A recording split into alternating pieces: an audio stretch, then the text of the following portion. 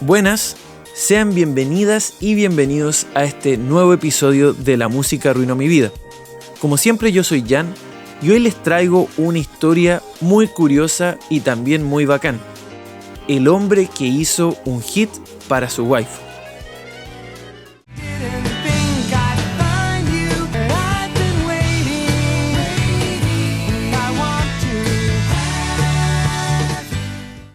Nuestra historia tiene lugar en el Estados Unidos de principios de los 90, específicamente en el año 1991. El país iniciaba la guerra del Golfo Pérsico contra Irak. La nueva Super Nintendo se agotaba en las tiendas y el concepto de alternativo tomaba por sorpresa a la industria musical, siendo un favorito especialmente entre la juventud, con discos icónicos aparecidos ese año como el Nevermind de Nirvana, el cual le arrebataría a Michael Jackson el puesto número 1 de ventas en el país. Con este particular escenario, no es de extrañarse que situaciones bastante únicas sucedieran, como lo es la que les narraré el día de hoy. Toda historia tiene un protagonista, y el nuestro se llama Matthew Sweet, pero para referirnos a él tendremos que remontarnos unos años antes hasta la primera mitad de los 80s. Nacido en la ciudad de Lincoln, Nebraska, Matthew se interesó en la música desde joven, y aprendió a tocar varios instrumentos. En 1983, al graduarse de la secundaria, se mudó a Athens, Georgia, para cursar sus estudios superiores. Esta nueva localidad tenía una escena musical vibrante y bastante activa, cuna de nombres importantes como los eclécticos B52, yo siempre lo he pronunciado así, y unos jóvenes R.E.M. En el futuro ambas bandas alcanzarían el éxito mediático y comercial luego de haber iniciado en el movimiento underground de la ciudad. Recién llegado y emocionado por participar, Matthew no esperó mucho y formó parte de varios proyectos del circuito independiente de Athens, incluido un dúo llamado Community Trolls, junto a Michael Stipe, el vocalista de R.E.M.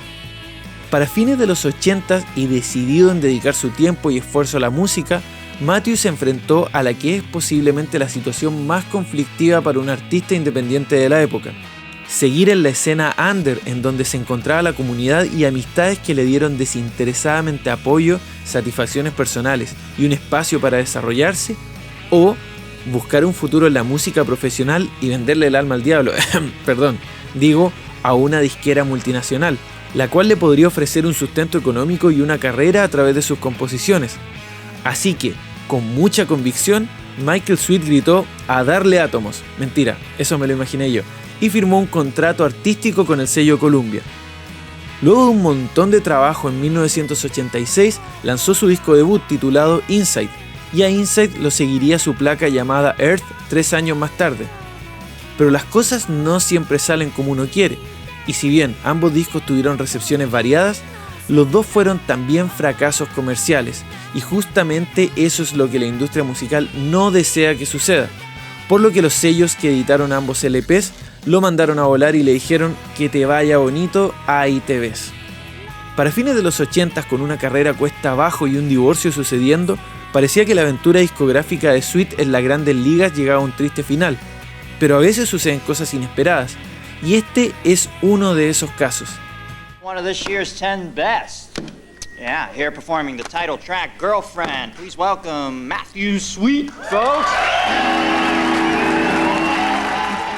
Para 1991, y esta vez bajo el sello Zoo Entertainment, el cual era una división del coloso discográfico BMG Music, ve la luz su tercer álbum titulado Girlfriend, y acá sí queda en el clavo, y se cumple el viejo dicho que reza, la tercera es la vencida.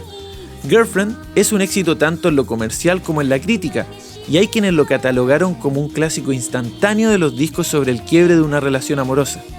Y es en este disco en donde aparece el tema al que me refiero, una canción, quizás la primera en el mainstream norteamericano, que es una declaración de amor absoluta a un personaje de ficción proveniente de la animación japonesa.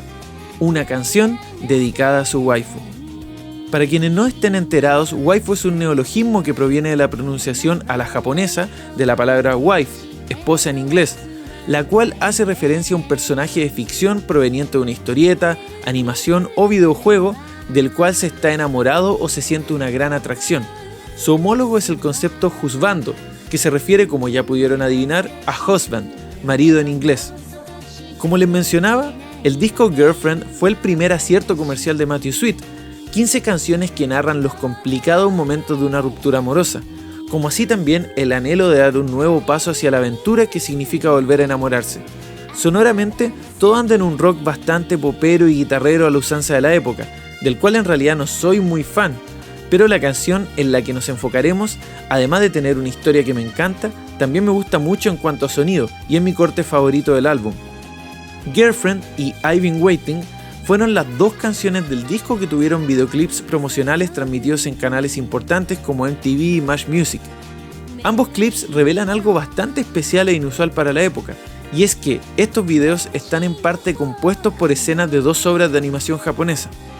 Girlfriend toma imágenes de la ultra clásica película de la ópera espacial Space Adventure Cobra, dirigida por el gran Osamu Dezaki y basada en el manga del gigante Buichi Terasawa, mientras que I've Been Waiting nos muestra un montón de imágenes de la extraterrestre invasora Lum, o Lamu, como se conoció por estos lares, de la obra Urusei Yatsura creada por la única Rumiko Takahashi, que no necesita introducción en el mundo del manga y el anime, responsable también de clásicos como Ranma Medio, Mai Sonikoku e Inuyasha por mencionar algunos.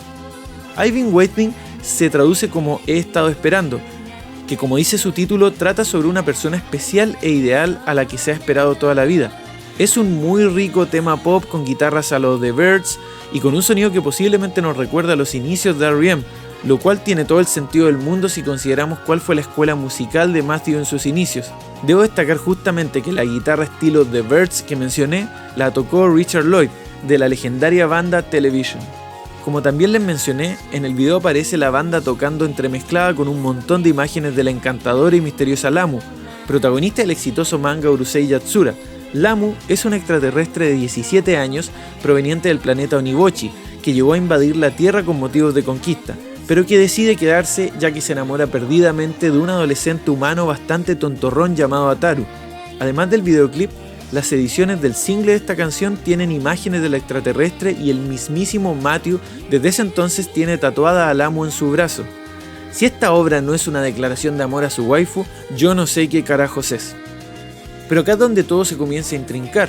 Ser un fan de la animación japonesa en Occidente en los 90s era algo diametralmente distinto a lo que es hoy. Y expresar de manera abierta este tipo de aficiones estaba lejos de ser visto como algo normal o de moda. Por el contrario, se consideraba la fanaticada como infantil y extraña, ya que se creía que las historietas y animaciones eran un medio solamente enfocado a los niños. Le sumo a esto la óptica despectiva que tenían socialmente los gringos sobre cualquier producto proveniente de Japón posterior a la Segunda Guerra Mundial, consecuencia directa de la propaganda racista de la época. Permítame presentarme, soy hijo del sol naciente. ¡Hijo del sol naciente! En palabras simples, ser otaku en ese tiempo y en ese país, como en muchos otros del occidente, no era motivo de orgullo y generalmente se solía ocultar. En ese sentido, Matthew Sweet rompía la regla, ya que aunque no fuera una temática muy conocida o popular, claramente abrazaba el anime y el manga como inspiración de manera pública. Algún día hablaremos sobre el lado otaku de personas tan geniales como el mismísimo Glenn Danzig de los Misfits. Aún así, la propuesta estética del videoclip y single usando imágenes de anime me parecen geniales y rupturistas para ese entonces. El mismo Matthew dice que al ser preguntado sobre el tema de los videos, decidió que fueran con segmentos de animación para evitar verse a sí mismo, ya que cruzaba por una dura etapa con respecto a su autoestima y que para ese entonces leía mucho manga y veía mucha animación, lo cual resultaba ser una suerte de refugio para él.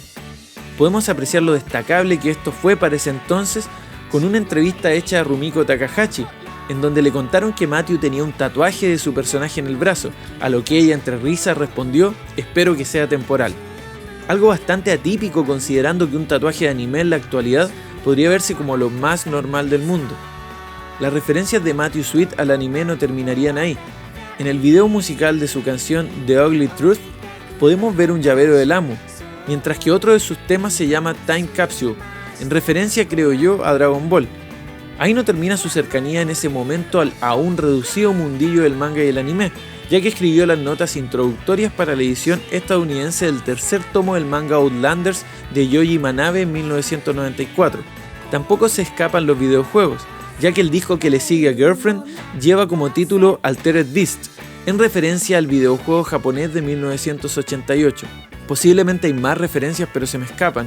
Pero más allá de las conjeturas que yo pudiera tener, ¿qué dice el mismísimo Matthew Sweet sobre este tema? Cuando fue preguntado por la inspiración para su canción I've Been Waiting, el músico dijo que estaba dedicada e inspirada a su actual esposa. Pero si le soy sincero, yo no le creo, y asumo que es una respuesta para quedar bien.